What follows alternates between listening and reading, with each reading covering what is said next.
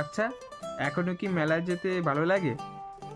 সেটা বাবা মার হাত ধরে হোক, কিংবা গার্লফ্রেন্ড কিংবা বয়ফ্রেন্ডের হাত ধরে, কিংবা একা, কিংবা ফ্যামিলির সাথে।